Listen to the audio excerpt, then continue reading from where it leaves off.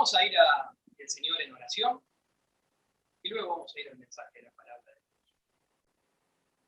Amado Padre, venimos a tu presencia, Señor, agradecidos por tus misericordias, agradecidos por tus bondades para nosotros, Señor. Oh, Señor, como cantábamos en este último himno, volviendo estamos. Vamos de regreso, Señor, a nuestro hogar. Vamos de regreso, Señor, al lugar que tú nos tienes preparado para nosotros, a tus siervos, a tus hijos. Padre, ayúdanos a poder llegar allí caminando en tu voluntad, Padre. Ayúdanos a tener esta esperanza guardada en nuestros corazones, a no olvidarnos, Señor, que está cerca esta esperanza. Padre Santo, rogamos que tú estés entre nosotros, rogamos que tú hables a través de tu palabra, ruego que uses a este siervo inútil. No soy digno, Señor, de estar aquí, pero en tu gracia tú usas estos vasos de barro, Señor, para gloria tuya. Amado Dios, te pido que tu Santo Espíritu esté convenciendo de pecado, de justicia y de juicio a través de escuchar la palabra de Dios. Amado Señor, bendice nuestros corazones. Corazones duros, corazones fríos. Ayúdanos a ser transformados por tu palabra y por tu espíritu. Te amamos en el precioso nombre de Jesús. Amén. Les voy a invitar a ir en sus Biblias al libro de Ezequiel. Vamos a ir a Ezequiel. Allí estamos teniendo una serie de mensajes. Hemos llegado al capítulo 36, ya estamos en la recta final, ya vamos terminando. No nos queda mucho tiempo más con este libro, pero creo que para aquellos que tienen el corazón dispuesto, el Señor tiene que estar obrando y restaurando nuestras vidas. Capítulo 36 de Ezequiel, lo he titulado a este mensaje, el título es Solo por su gracia. Ese es nuestro título. Y nuestro tema es recibimos lo que no merecemos. Recibimos lo que no merecemos. En este capítulo 36 de Ezequiel vemos la restauración futura de Israel. Recordemos que el pueblo de Dios había sido humillado, había sido avergonzado, el pueblo de Dios había sido maltratado, había sido expulsado de sus tierras, estaban viviendo en tierras ajenas, en Babilonia. El templo de Dios había sido derribado en Jerusalén y por lo tanto los israelitas habían perdido toda esperanza. Estaban completamente desesperanzados y ellos no estaban sufriendo estas cosas injustamente. No estaban sufriendo injustamente. Ellos estaban padeciendo, era el resultado de su rebelión contra Dios. Por lo tanto, este capítulo 36 nos habla de una esperanza para los israelitas, pero solo su gracia. Hay una esperanza, pero no es causa de mérito de ellos, es solo la gracia de Dios, sabiendo que este pueblo rebelde no hizo nada, absolutamente nada, para merecer la bendición y la restauración por parte del Señor. Ustedes podrán notar, no sé si alguno ha leído en algún momento el libro de Ezequiel, pero pueden notar en este capítulo 36, los primeros versículos, del 8 al 11, no lo vamos a leer en este momento, es un capítulo bastante largo, voy a ir resumiendo lo que hay dentro de este capítulo, pero del versículo 8 al 11 encontramos la bendición de Dios para su pueblo. Dios dice que los va a multiplicar, que los va a bendecir, que van a fructificar y demás. Ahora, ¿por qué Dios bendice a su pueblo cuando ellos eran un pueblo rebelde? Si ellos eran un pueblo desobediente, ¿por qué Dios decide restaurarlo? ¿Por qué Dios decide bendecirlo? En el versículo 16 y 17, en esos versículos vamos a poder notar que el pueblo de Israel, estando ya en las tierras de Canaán, que era la tierra que fluye leche y miel, la tierra que le prometió el Señor a los israelitas, estando viviendo allí, aún así estaban viviendo en desobediencia y en rebeldía contra Dios. Por lo tanto, los versículos siguientes, pueden ver 18 al 19, el Señor, a causa de la rebelión de ellos, estando en la tierra prometida, el Señor trae juicio contra ellos y los dispersa. Dice, no se van a quedar en esta tierra. Va a haber una consecuencia por sus pecados. Entonces los lleva en cautiverio a Babilonia y muchos otros son dispersados por el mundo. Pero aún así, siendo castigados por Dios, aún así, estando en tierras ajenas, dispersos por el mundo, ellos seguían viviendo en rebelión contra Dios. El nombre de Dios aún seguía siendo blasfemado en la sociedad, en el mundo. Entonces el Señor dijo, ¿qué voy a hacer? ¿Qué voy a hacer con este pueblo rebelde? Están en la tierra que les prometo y me desobedecen. Los castigo y me desobedecen. ¿Qué voy a hacer con eso? Ya sé lo que es. El versículo 22 en adelante, el Señor dice, los voy a bendecir. Los voy a bendecir. Y los voy a bendecir de tal manera que las naciones van a mirar esto y van a decir, solo gracia de Dios. Las naciones van a mirar a este pueblo rebelde y van a decir, verdaderamente hay un Dios grande y hay un Dios poderoso que está con ellos, porque claramente la gente iba a ver y iban a decir, no hay mérito alguno para este pueblo. No hay mérito. Es solo la pura gracia de Dios. El mundo iba a mirar a una Israel desolada que volvía a florecer. El mundo iba a ver a una flor marchita que se transformaba en una rosa en el desierto. El mundo iba a ver a unos vasos de barro que estaban siendo recubiertos con el oro. Y eso era simplemente y puramente la gracia de Dios. Quizás estés pensando, ¿qué pueblo más necio? ¿Qué pueblo tan cabeza dura? Aún siendo castigados por Dios, ellos aún no aprendían la lección, sino que seguían en sus necios razonamientos. Pero déjenme decirles que no eran mucho más necios que nosotros. No eran muy distintos a nosotros. Así que el Señor actúa de la misma manera con nosotros en la actualidad. Acompáñenme rápidamente, no pierdan la marca en Ezequiel porque vamos a volver en nuestro capítulo, pero acompáñenme a Romanos capítulo 2. Ahí vamos a ver en estos versículos de Romanos capítulo 2, vamos a ver que Pablo denuncia la inconsistencia de los judíos para con los gentiles y para con la ley de Dios. ¿Por qué denuncia una inconsistencia? Porque supuestamente los judíos tenían que ser distintos, estaban separados de los gentiles y supuestamente los judíos debían caminar bajo la ley de Dios, pero los judíos no estaban siendo distintos a los gentiles ni tampoco estaban viviendo bajo la ley de Dios. Por lo tanto, Pablo identifica la transgresión de los israelitas y a su vez identifica la transgresión del pueblo de Dios. Miren lo que dice, vamos a leer una porción. Versículo 17 dice, he aquí, tú tienes el sobrenombre de judío y te apoyas en la ley y te glorías en Dios y conoces su voluntad e instruido por la ley apruebas lo mejor y confías en que eres guía de los ciegos, luz de los que están en tinieblas, instructor de los indoctos, maestro de niños, que tienes en la ley la forma de la ciencia y de la verdad. Pero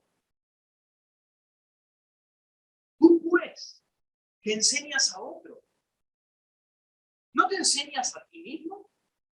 Tú que predicas que no se ha de hurtar, ¿hurtas? Tú que dices que no se ha de adulterar, ¿adulteras? Tú que abominas de los ídolos, ¿cometes sacrilegio?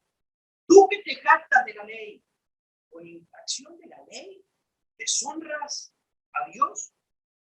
Porque como está escrito, el nombre de Dios es blasfemado entre los gentiles por causa de vosotros. Y esto es una clara representación de los israelitas, pero a su vez de nosotros. La inconsistencia nuestra. Decimos creer en el verdadero Dios, decimos creer a la palabra de Dios, decimos tener la verdad, pero con nuestras vidas hacemos que los gentiles blasfemen el nombre de Dios. Israel, a pesar de sus maldades, estaban recibiendo por parte de Dios lo que no merecían. Estaban recibiendo gracia, bendición de Dios. Ahora, ellos no eran los únicos beneficiados ante los ojos de Dios. Por la gracia de Dios, nosotros, al igual que Israel, no recibimos lo que merecemos. Lo que merecemos es un castigo de Dios, lo que merecemos es una condenación, lo que merecemos es el infierno. Pero no recibimos lo que merecemos, sino que recibimos lo que no merecemos. La gracia de Dios manifestada en su Hijo Jesucristo. ¿Se dan cuenta? Ahora, ¿era esta la voluntad de Dios para el pueblo de Israel? El pueblo de Israel esté cautivo en Babilonia, que el pueblo de Israel esté disperso en el mundo. ¿Era esa la voluntad de Dios? Porque no. No era esa la voluntad de Dios. Volvemos a Ezequiel 36. Ezequiel 36, miren el versículo 24. Dice, y yo os tomaré de las naciones y os recogeré de todas las tierras y os traeré a vuestro país. Esa es una profecía, pero claramente no era la voluntad de Dios que su pueblo sea dispersado, que su pueblo sea humillado, que su pueblo sea avergonzado y maltratado. No era la voluntad de Dios. Dios quería que su pueblo habite en esa tierra que Él tenía para ellos. Él quería que su pueblo gozara de las bendiciones en esa tierra. Pero claramente los israelitas, miren el versículo 17, dije anteriormente, hijo de hombre, mientras la casa de Israel moraba en su tierra, la contaminó con sus caminos y con sus obras, como inmundicia de menstruosa fue su camino delante de mí.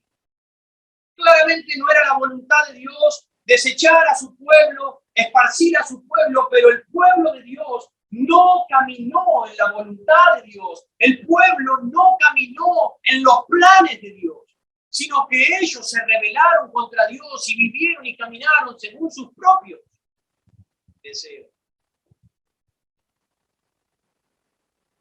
Al igual que este pueblo, muchos de nosotros no hemos caminado en la voluntad de Dios. Muchos de nosotros quizás no estamos caminando en la voluntad de Dios y hoy estamos pagando las consecuencias de ello. Pero este daño que quizás estás sufriendo en este momento, debes entender que no es la voluntad de Dios para tu vida. La voluntad de Dios para tu vida es otra. No es que tú estés sufriendo por tu pecado. Esa no es la voluntad de Dios. Claramente el Señor permite que te suceda eso. Pero no es lo que Él quiere para tu vida. Él quiere una cosa distinta para ti, como la quería para el pueblo de Israel. No es la voluntad de Dios que estés llevando una vida seca espiritualmente. No es la voluntad de Dios que estés vacío y desolado. No es la voluntad de Dios que no estés llevando fruto para Dios. No es la voluntad de Dios que tu corazón no tenga paz, que no tengas gozo. No es la voluntad de Dios que vivas con pecados ocultos en tu vida. No es la voluntad de Dios que camines por este mundo como si no tuvieses vida espiritual. No es la voluntad de Dios para ti. Te acostumbras a vivir así y piensas que es la voluntad de Dios. Oh Dios, ¿por qué esto? Como si Dios destruyese, esa fuese la voluntad de Dios. Ese es el camino que tú deseas, como el pueblo de Israel. Pero no es la voluntad de Dios. Pero así como a la casa de Israel, que había quedado desierta, la casa de Israel que había quedado sin fruto y vacía por su pecado, el Señor decidió restaurarla solo por su gracia. Miren el versículo 8. Mas vosotros, oh montes de Israel, daréis vuestras ramas y llevaréis vuestro fruto para mi pueblo Israel, porque cerca están para venir. Ojo, no le está hablando al pueblo de Israel, le está hablando a la tierra de Israel, si ustedes prestan atención. Le está hablando a la tierra, le está diciendo, tierra de Israel, ustedes desde ahora van a empezar a dar fruto, porque mi pueblo está pronto a venir. Y si ustedes conocen, no digo que conozcan presencialmente la tierra de Israel, pero quizás han podido ver imágenes o videos respecto de lo que es la tierra de Israel. Y esa tierra es prácticamente desierta. Es desierta. Pero a pesar de que es una tierra desierta, ellos son grandes productores y exportadores. Y es maravilloso. ¿Saben por qué? Porque de su pura gracia, el Señor hace de algo desolado algo productivo, de algo muerto algo con vida, de algo inútil algo útil. Solo es el poder y la gracia de Dios. Así también el Señor lo hizo con mi vida, lo hizo quizás con tu vida y lo puede hacer con aquellos que hoy no tengan al Señor. El Señor, si tú tienes una vida seca, si tú tienes una vida muerta, si tú no tienes fruto en tu vida, el Señor puede dar vida. El Señor puede hacerlo, solo por tu gracia. No porque tú merezcas algo, no porque yo merezca algo, sino porque el Señor es bueno. Porque el Señor así lo quiere. Ahora, ¿de qué manera el Señor puede hacer esto? Miren el versículo 25, vamos a leer esta porción. Versículo 25. Esparciré sobre vosotros agua limpia. Y seréis limpiados de todas vuestras inmundicias y de todos vuestros ídolos os limpiaré. Os daré un corazón nuevo y pondré espíritu nuevo dentro de vosotros y quitaré de vuestra carne el corazón de piedra y os daré un corazón de carne. Y pondré dentro de vosotros mi espíritu y haré que andéis en mis estatutos y guardéis mis preceptos y los pongáis por obra. Dios estaba trayendo una profecía a través del profeta Ezequiel, hablando de la obra del Espíritu Santo a través del sacrificio de Cristo en la cruz. Esto es una profecía que iba a comenzar su cumplimiento a través de la cruz de Cristo, a través de la obra del Espíritu Santo. Ahora esta profecía estaba trayendo esperanza en aquellos tiempos al pueblo de Israel que estaba siendo amenazado, humillado, oprimido. Estaba trayendo una esperanza. Pero no solo para ellos, también es una esperanza para nosotros. Hoy en día, Dios actúa para salvar y no por algún mérito o no por alguna dignidad nuestra, sino solo, nuevamente, por sus riquezas, por sus misericordias para nosotros. Quiero que te fijes. No hay nada que puedas hacer, es solo gracia de Dios. Es solo la gracia de Dios en nosotros. Es su bondad para con nosotros. Estos versículos que acabamos de leer, versículo 25 al 27, describen la regeneración espiritual de Israel. Ellos iban a ser limpiados de sus pecados, ellos iban a tener un corazón de carne ahora y iban a poder vivir en la limpieza y en la obediencia a Dios. ¿Ustedes recuerdan en el Evangelio de San Juan cuando el Señor Jesucristo se maravilló ante la ignorancia de Nicodemo cuando le habló de nacer de nuevo? El Señor Jesucristo muy posiblemente estaba teniendo en mente este pasaje y esperaba que Nicodemo, como maestro de la ley del pueblo de Israel, tuviese presente esta palabra. Cuando el Señor le dijo, de cierto te digo, que el que no naciere de nuevo no puede ver el reino de Dios. Pero ¿cuál fue la respuesta de Nicodemo? Él le dijo, ¿cómo puede un hombre viejo nacer de nuevo? El Señor le dijo, ante la respuesta de Nicodemo, el Señor le dijo, ¿eres un maestro de Israel? No sabes eso. Prácticamente Jesús le estaba diciendo, ¿acaso tú como maestro no recuerdas la profecía de Ezequiel en el capítulo 36? Ni podemos acordarte del versículo 25 al versículo 27, donde dice que es necesario o que Dios iba a regenerar a su pueblo. Miren lo que dice. ¿Acaso no te acuerdas, Nicodemo, que había una profecía que dice, esparciré sobre vosotros agua limpia y seréis limpiados de todas vuestras inmundicias? Ahora, el agua limpia era un acto ceremonial de limpieza. El agua pura o el derramar agua era un emblema de limpieza de nuestras almas contaminadas por el pecado. Ahora el agua no puede limpiar más que la inmundicia de nuestra carne. Si estamos sucios, debes bañarte y el agua puede limpiarte. Eso es lo único que puede limpiar el agua. Pero en este caso, el agua estaba representando o estaba simbolizando la sangre de Cristo que expía el pecado. El agua iba a ser esparcida sobre nosotros. El agua de vida, la sangre de Cristo sobre nosotros. Ahora versículo 26 le dice, os daré un corazón nuevo y pondré espíritu nuevo dentro de vosotros. Y quitaré de vuestra carne el corazón de piedra y os daré un corazón de carne.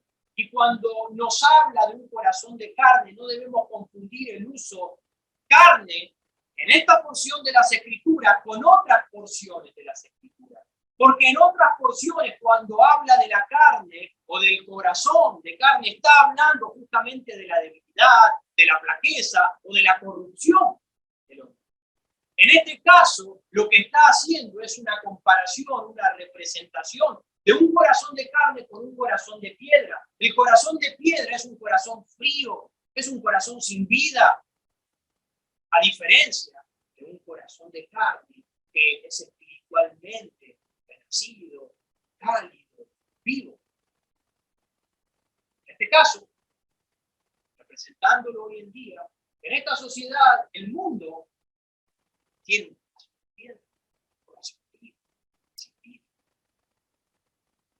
Y ese corazón de carne que el Señor trae a nosotros es el Espíritu de Dios que renueva, que regenera.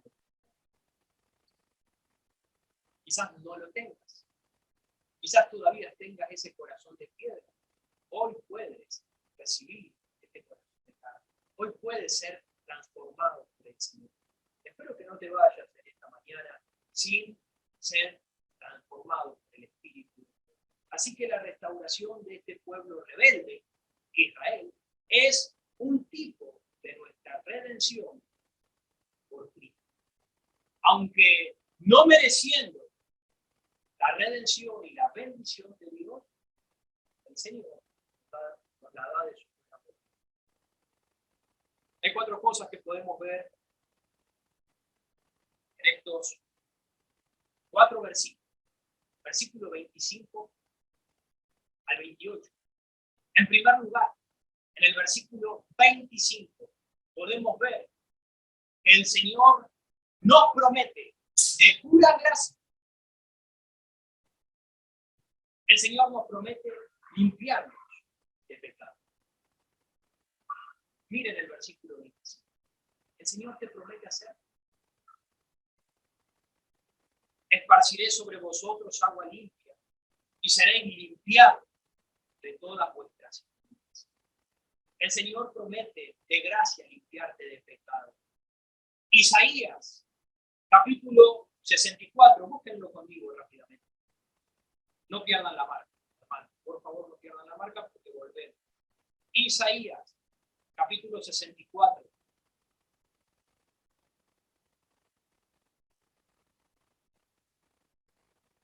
Versículo 5. Vamos a leer la segunda parte del versículo 5, o sea, luego del punto y coma. Luego del punto y coma dice: he aquí, tú te enojaste porque pecamos. En los pecados hemos perseverado por largo tiempo. Y miren lo que dice: ¿podremos acaso ser salvos? Si bien todos nosotros somos como suciedad, estamos sucios e inmundos, y toda nuestra justicia como trapo de inmundicia, ¿cómo podemos?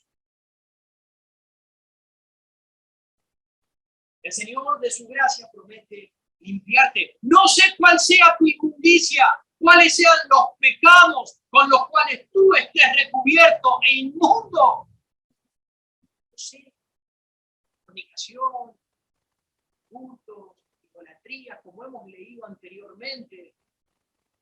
No sé en qué pecados estés abundando. ¿Cuáles sean aquellos pecados más grandes en tu vida? Mentira, malos pensamientos. Pero el Señor debes entender que Él puede. Tú no puedes, pero el poder del Señor es más grande que nosotros. Lo que nosotros no podemos, el Señor sí puede. Y el Señor sí puede limpiar a través de su gracia. En Proverbios 28 no lo vamos a buscar, pero el proverbio dice: el que confiesa sus pecados y se aparta, alcanza la misericordia de Dios. Si tú confiesas tus pecados a Dios, confiésale tus pecados, apártate de Él, alcanzarás la gracia, alcanzarás la misericordia del Señor. En Hechos capítulo 3, versículo 19 dice: arrepentíos y convertíos, para que vengan de la presencia de Dios tiempos de refrigerio, para que venga de la presencia de Dios su gracia sobre ti. Conviértete a Cristo y alcanzarás esa gracia. El Señor ha venido. El Señor vino a morir en esa cruz. El Señor ya dio ese paso. Arrepiéntete de tus pecados. Primera de Juan, capítulo 1, versículo 9, el Señor dice: si confesamos nuestros pecados, Él es fiel y justo para perdonarnos. Si confesamos nuestros pecados, Él es fiel y justo para perdonarnos y limpiarnos.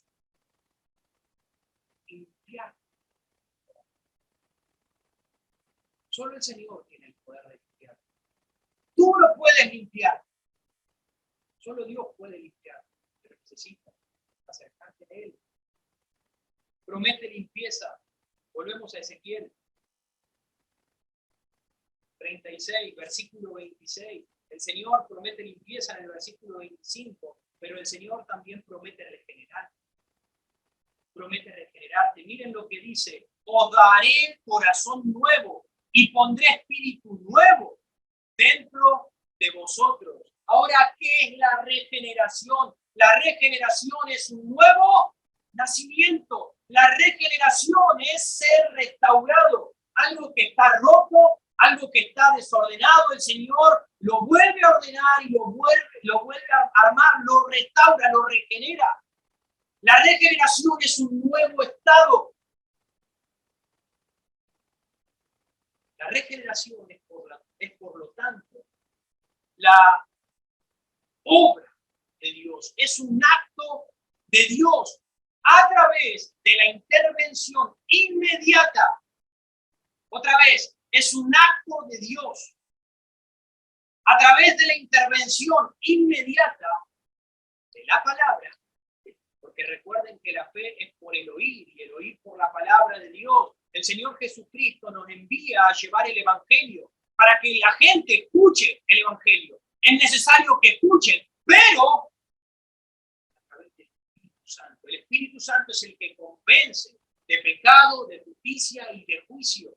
Cuando la gente escucha el mensaje de Dios, el Espíritu Santo puede convencer de pecado, de justicia y de juicio. Entonces el Espíritu Santo es el que hace la obra de regeneración. Dentro nuestro, el Espíritu Santo nos crea una nueva forma de vida moral. El Señor nos hace una nueva criatura. Segunda de Corintios, capítulo 5, versículo 17, no lo buscamos, pero dice: de modo que si alguno está en Cristo, nueva criatura es. Las cosas viejas pasaron, todas son hechas nuevas. Eres una nueva creación. En Juan capítulo 3, versículo 3, otra vez el Señor Jesucristo le decía: de cierto te digo, que si no nacieres, si no naces de nuevo, no puedes. Es necesario una regeneración, una transformación, y eso lo hace el Santo Espíritu de Dios. Un versículo más. Tito, acompáñenme a Tito, está después de Timoteo.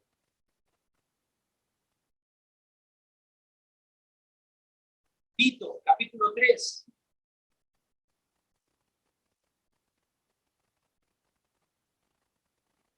Tito, capítulo 3, versículo 5. Dice: nos salvó, no por obras de justicia que nosotros hubiéramos hecho. Otra vez, mi querido, no hay mérito alguno, no hay obra. Nos salvó no por obras de justicia que nosotros hubiéramos hecho, sino por su misericordia, su pura gracia, por el lavamiento de la regeneración y por la renovación del Espíritu Santo.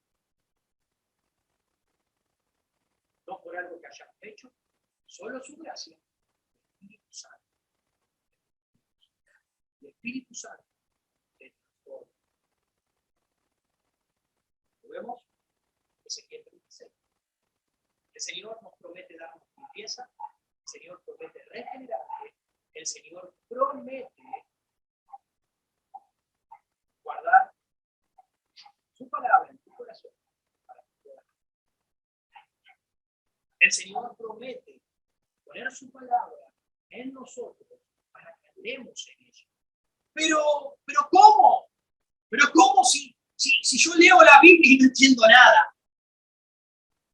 Déjame decirte que no tienes el Espíritu de Dios en tu vida.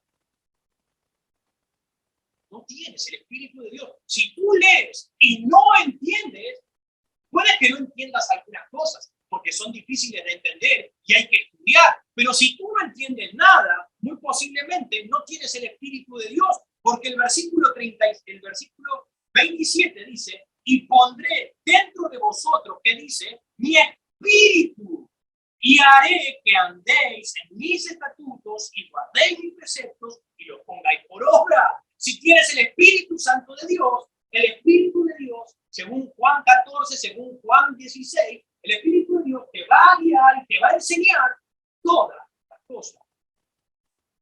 No tendrás necesidad de que otro te enseñe, porque el Espíritu y la palabra te lo enseñarán.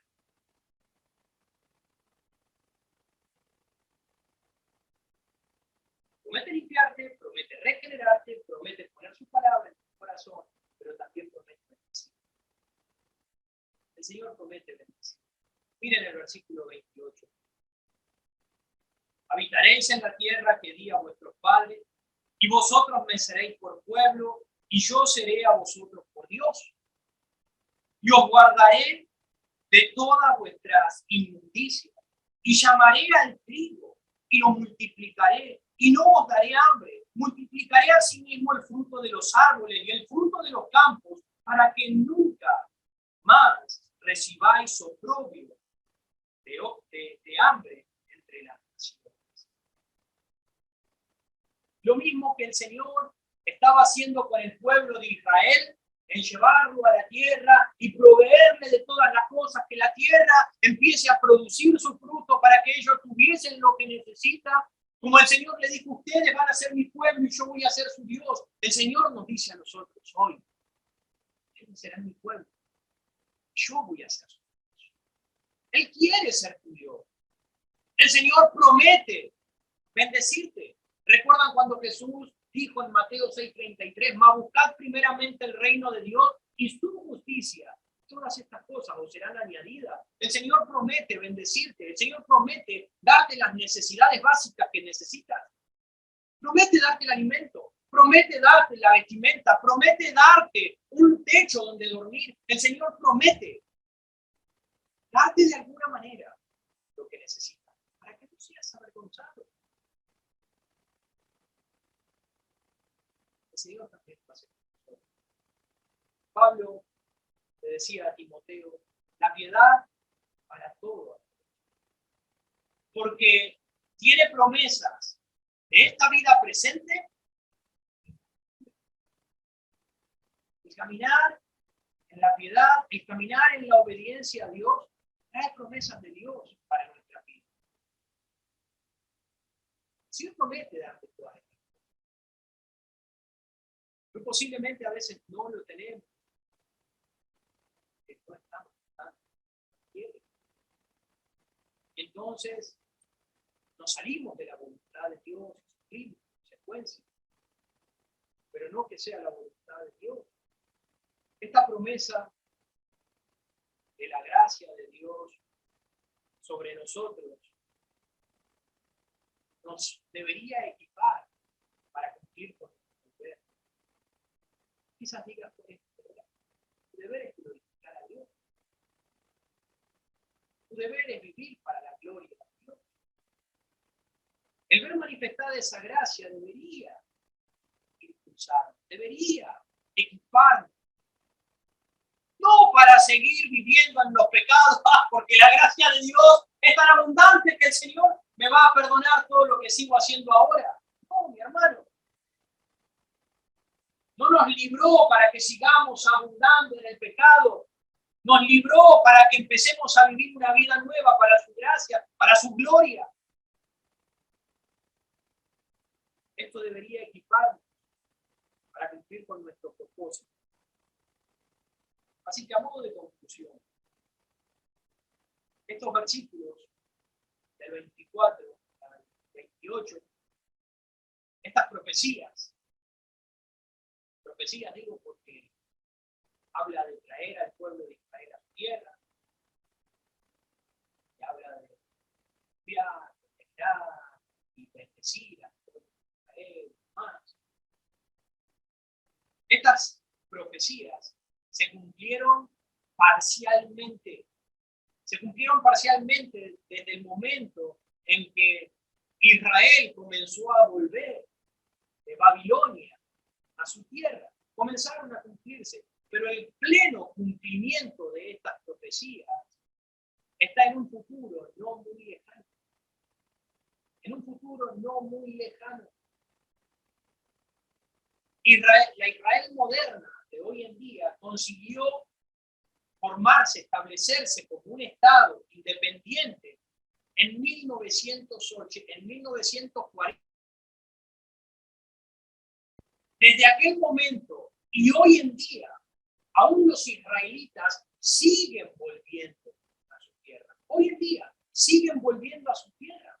Todavía no están todos allá. Siguen volviendo y siguen volviendo en incredulidad.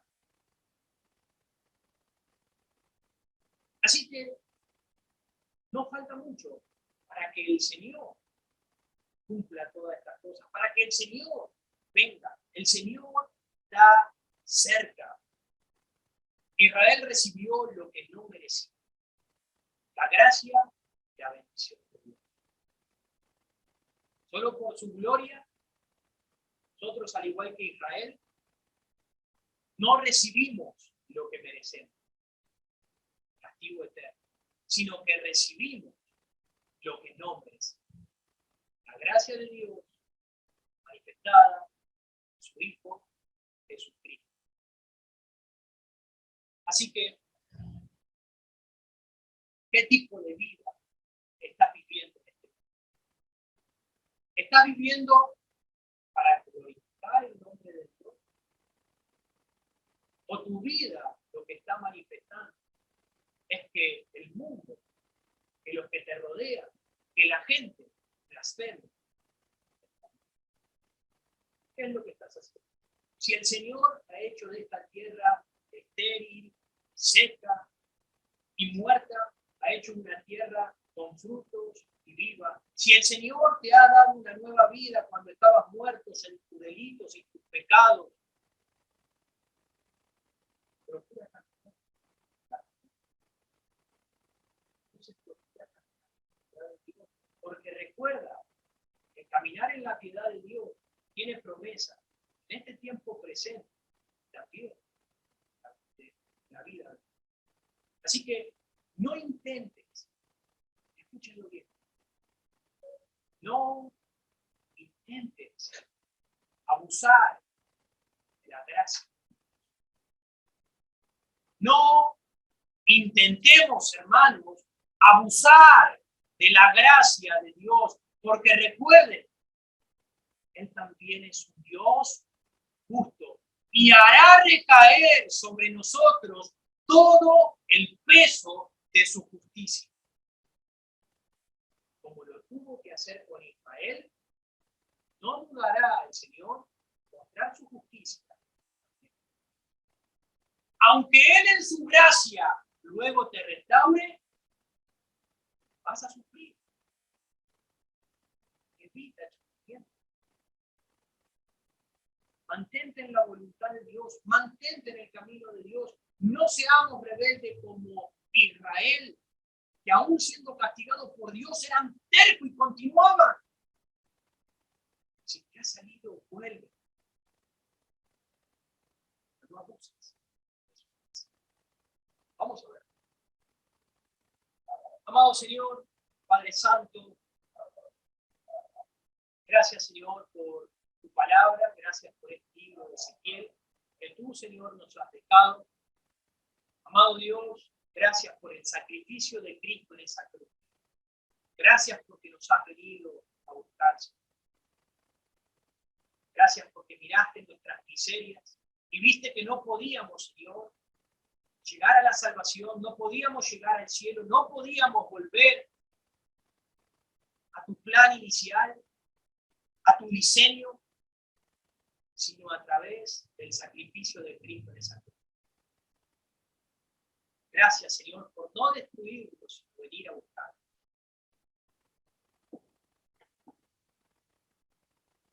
Amado Dios, pido que sigas obrando. Pido que esta promesa, esta profecía que hiciste, que se ha cumplido en Cristo, que aún se sigue cumpliendo en nuestros días, que la haga, Señor, en aquellos que en esta mañana no te niegan. Te ruego, Dios, salva a través de haber oído tu palabra. Oyeron tu palabra, Señor. Que tu Espíritu Santo les convenza, le haga entender que no pueden llegar a ti, sino solo a través de Cristo.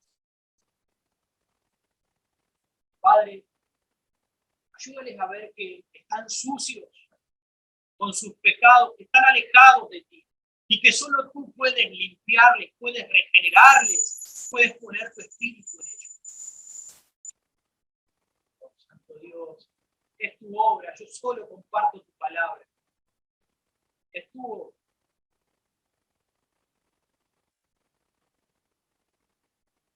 Amado Dios, obra en los creyentes que han recibido, que han alcanzado tu gracia y que están abusando de ello. Están abusando, viviendo ante sus vidas. Te pido, Señor, que les ayudes a abrir sus ojos para volver en obediencia, para que no sufran el castigo, sino que puedan vivir para lo que tú los has salvado. Glorificar.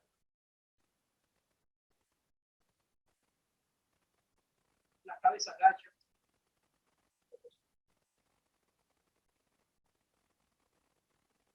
Si no tienes a Cristo, si es la primera vez que escuchas esta palabra, si es la primera vez que escuchas el Evangelio, la buena noticia, que Cristo vino a morir por los pecadores, que Cristo vino a morir por ti, por ti. Si es la primera vez que lo escuchas y entiendes que necesitas de Jesucristo para ir al cielo, te invito a que levantes la mano. Nadie está mirando, nadie te ve. Si quieres recibir a Jesucristo como tu Señor y como tu Salvador, comprendo, tengo convicción, entiendo. Pídele, levanta tu mano, pídele al Señor. Pídele, Señor Jesucristo, salvador. Perdonamos, regeneramos, limpiamos.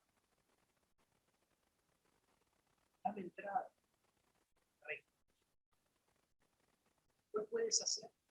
No endurezca tu corazón. Ruégale al Señor que saque ese corazón de piedra, frío.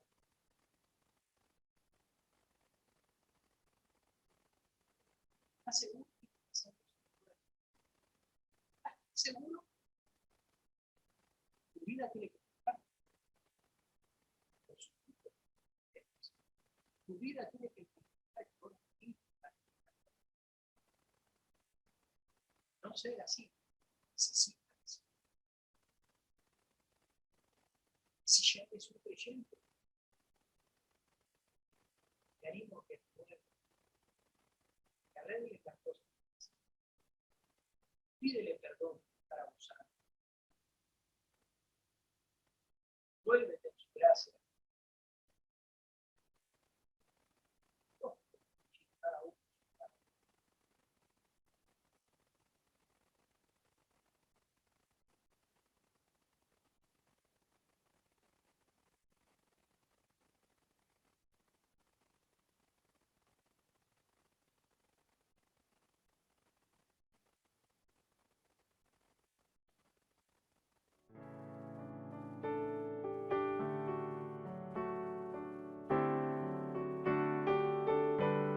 Padre Santo, gracias por este tiempo. Ayúdanos, Señor, a reflexionar en tu palabra. Ayúdanos, Señor, a no salir de aquí simplemente volver a nuestras vidas normales, sin estar reflexionando, sin estar meditando, sin estar pensando cómo están nuestras vidas. Te lo ruego. Y si hoy, esta mañana, por miedo, por vergüenza, por el que dirán, se han animado, Señor,